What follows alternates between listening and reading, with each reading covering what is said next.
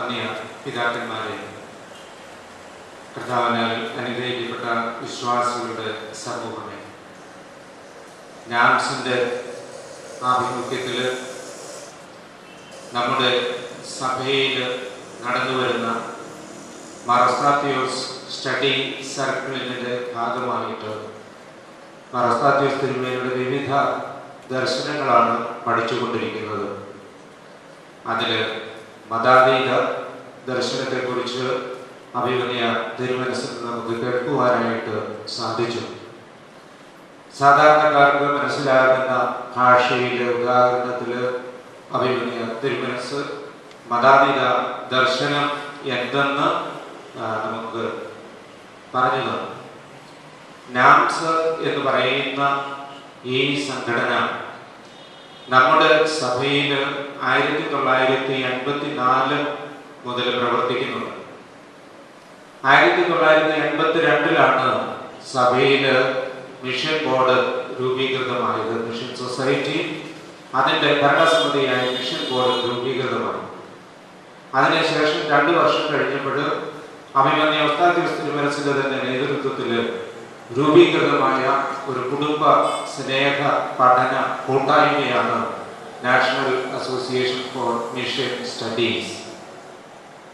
നമ്മുടെ സഭയിൽ ധാരാളം ആധ്യാത്മിക സംഘടനകളുള്ള സമയത്ത് എന്തുകൊണ്ട് ഇങ്ങനെ നാംസ് എന്ന പേരിൽ ഒരു ആധ്യാത്മിക സംഘടനാ സഭയിൽ ഉടലെടുത്തു എന്നത് പലർക്കും സംശയമുണ്ട്.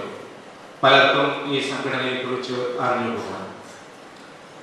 ഓർത്തഡോക്സ് ക്രിസ്ത്യാനികളെ സംബന്ധിച്ചിടത്തോളം 1952 പാരമ്പര്യം ഉണ്ടെങ്കിലും പരിശുദ്ധനായ പരിമല തിരുമേനിയുടെയും പത്രോസ് മാർ ഒസ്താത്യോസ് തിരുമേനിയുടെയും മിഷണറി പ്രവർത്തനങ്ങൾ വളരെ വിലപ്പെട്ടതായിട്ട് സഭാമക്കൾ കരുതുന്നുണ്ടെങ്കിലും അതിനെ പിന്തുടരുവാനായിട്ട് വളരെയധികം ആളുകൾ ഇല്ലായിരുന്നു.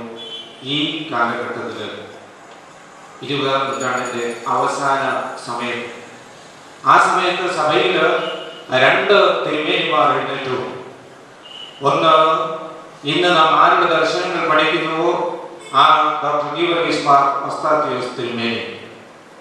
അദ്ദേഹത്തോടൊപ്പം തന്നെ കേരളത്തിന് വെളിയിൽ വടക്കേ ഇന്ത്യയിൽ സഭയിലെ മിഷണറി പ്രവർത്തനങ്ങൾ ഏറ്റവും ശ്രേഷ്ഠകരമായ രീതിയിൽ കാണിച്ചു തന്നത് സ്തെഫാനോസ് മാർ തെവദോസ് തിരുമേനിയാണ്. അദ്ദേഹം മൺമറഞ്ഞു പോയി. എങ്കിലും അദ്ദേഹം കാണിച്ചു തന്ന ഗ്രാമീണ മിഷൻ ഭാരതത്തിലെ ക്രിസ്ത്യാനികൾക്ക് തന്നെ ഒരു മാതൃകയാണ്. ഓർത്തഡോക്സ് സഭയിൽ നിന്നാണ് വടക്കേ ഇന്ത്യയിൽ ഗ്രാമീണ മിഷൻ മറ്റ് സഭകളെ കോപ്പി ചെയ്തത് എന്ന് പറയുവാനായിട്ട്, ആധികാരികമായിട്ട് പറയുവാനായിട്ട് എനിക്ക് സാധിക്കും. കാരണം സ്തെഫാനോസ് തിരുമേനിയുടെ കൂടെ 10 വർഷം വിലായി മിഷനിൽ പ്രവർത്തിച്ച് അദ്ദേഹത്തിന്റെ ഗ്രാമീണ മിഷൻ എന്താണ്, ഏതാണ്ട് 150-ലധികം ഗ്രാമങ്ങളെ സെൽഫ് സഫീഷ്യന്റ് ആയിട്ട് മാറ്റത്തക്ക വലിയ ബൃഹത്തായ ഒരു മിഷനായിരുന്നു അദ്ദേഹം മക്കുടിയ എന്ന് പറയുന്ന സ്ഥലത്ത് നടത്തുക. ഗ്രാമത്തിലേക്ക് തിരിഞ്ഞ സ്തെഫാനോസ് മാർ തെവദോസിയോസ് തിരുമേനി അതേ സമയത്ത് മിഷൻ സെന്റേഴ്സ് സ്ഥാപിച്ചുകൊണ്ട് ഭാരതത്തിൽ മിഷണറി പ്രവർത്തനം നടത്തിയ ഒസ്താത്യോസ് തിരുമേനി. ഈ 2 തിരുമേനിമാരെയും ഓർത്തഡോക്സ് സഭയ്ക്ക് മറക്കുവാനായിട്ട് സാധിക്കുകയില്ല. തെവദോസിയോസ് തിരുമേനി അമേരിക്കയ്ക്ക് പിമ്പിൽ പോയി. പക്ഷെ ഒസ്താത്യോസ് തിരുമേനി ഇന്നും നമ്മോടൊപ്പം ജീവിച്ചുകൊണ്ട് അദ്ദേഹത്തിന്റെ ദർശനങ്ങളെ പകർന്നു തരുന്നു. ഈ ദർശനങ്ങൾ പഠിക്കേണ്ടതാണ്. പൗലോസ് മാർ ഗീവർഗീസ് തിരുമേനിയുടെ ദർശനങ്ങൾ ഇന്ന് ആർക്ക് അറിയാം? ലോകമണ്ഡലത്തിലേക്ക് പറ്റിയ ഏറ്റവും വലിയ ഒരു വേദശാസ്ത്രജ്ഞനെ നമ്മുടെ സഭയിൽ ജനിച്ചിട്ട് ജീവിച്ചിട്ട് അദ്ദേഹത്തെ ലോകത്തിന് പരിചയപ്പെടുത്തി കൊടുക്കുവാനായിട്ട് പരാജയപ്പെട്ട ഒരു സഭയാണ് ഓർത്തഡോക്സ് സഭയിൽ അറിയുന്നത്. ആ പരാജയം ഇനിയും സംഭവിക്കരുത്. ഈ തിരുമേനിയുടെ ദർശനങ്ങൾ അദ്ദേഹത്തിന്റെ ശിഷ്യന്മാരായ അഭിമന്യ തിരുമേനിമാര് മറ്റു പിതാക്കന്മാരെ ധാരാളം ഉണ്ടെങ്കിലും ഇതുവരെ അതിനെക്കുറിച്ച് ശരിയായ പഠനം സഭയിൽ നടന്നിട്ടില്ലാത്തത് കൊണ്ടാണ് നാംസ് ഈ ചുമതല ഏറ്റെടുത്ത് ഈ ദർശനങ്ങളെ കുറിച്ച് പഠിക്കുന്നത്. കുരിശുപള്ളി അതിന് മുമ്പോട്ട് വന്നതിൽ ദർശനങ്ങളെ കുറിച്ച് മനസ്സിലാക്കുവാനുള്ള ഒരു ശ്രമത്തിന്റെ ഭാഗമായതിൽ ഈ പള്ളിയെയും ഈ ഇടവകയെയും ഇവിടുത്തെ ജനങ്ങളെയും അഭിനന്ദിക്കുവാനും അവരോട് നന്ദി പറയുവാനുമാണ് നാംസ് ഉദ്ദേശിക്കുന്നത്. നാംസിനെ കുറിച്ച് 1-2 വാചകങ്ങൾ കൂടി കുരിശുപള്ളിയിൽ പറയുവാനായിട്ട് ഞാൻ ആഗ്രഹിക്കുന്നു. നാംസ് എന്ന് പറയുന്നത് സാധാരണ പോലെയുള്ള ഒരു സംഘടനയല്ല, ഇതൊരു സ്നേഹ കൂട്ടായ്മയാണ്, കുടുംബ കൂട്ടായ്മയാണ്. ഇതിന് മെമ്പർഷിപ്പ് ഫീസും അതുപോലെയുള്ള കെട്ടുപാടുകളും ഇല്ല. സ്വമനസാലെ ഇഷ്ടമുണ്ടെങ്കിൽ ബോധ്യമുണ്ടെങ്കിൽ മാത്രം ചേരേണ്ട ഒരു ആധ്യാത്മിക കൂട്ടായ്മയാണ്. അതുകൊണ്ടായിരിക്കാം ഇതിലെ മെമ്പർഷിപ്പ് ഫീ എന്നൊക്കെ പറയുന്നത് വളരെ വിചിത്രമാണ്.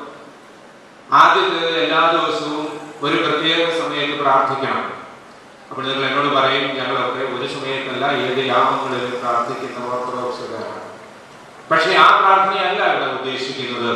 സഭയ്ക്ക് വേണ്ടി, സഭയിലെ മിഷൻ പ്രവർത്തനങ്ങൾക്ക് വേണ്ടി, മറ്റുള്ളവർക്ക് വേണ്ടി, സകല സൃഷ്ടിക്ക് വേണ്ടി, എനിക്കും എന്റെ കുടുംബത്തിനും വേണ്ടി പ്രാർത്ഥിക്കുന്ന ആ സ്വഭാവം മാറ്റിയിട്ട് മറ്റുള്ളവർക്ക് വേണ്ടി ഒരു പ്രത്യേക സമയം വേർതിരിച്ച് എല്ലാ ദിവസവും പ്രാർത്ഥിക്കുവാൻ തയ്യാറുള്ളവർ മാത്രം, അങ്ങനെ തീരുമാനമെടുക്കുന്നവർ മാത്രമാണ് നാംസിന്റെ അംഗങ്ങളായിട്ട് ചേരുന്നത്. ഇതാണ് ആദ്യത്തെ മെമ്പർഷിപ്പ് ഫീ. രണ്ടാമത്തെ മെമ്പർഷിപ്പ് ഫീ എനിക്കുള്ളതെല്ലാം എന്റെ ദൈവം തന്നതാണ്. എല്ലാത്തിന്റെയും ഉടമസ്ഥൻ, ഓണർഷിപ്പ്, ഓണർ ദൈവത്തിനുള്ളതാണ്. അങ്ങനെയാണെങ്കിൽ ഇതിനെല്ലാം നാം കണക്ക് ബോധിപ്പിക്കേണ്ടതാണ്. അതുകൊണ്ട്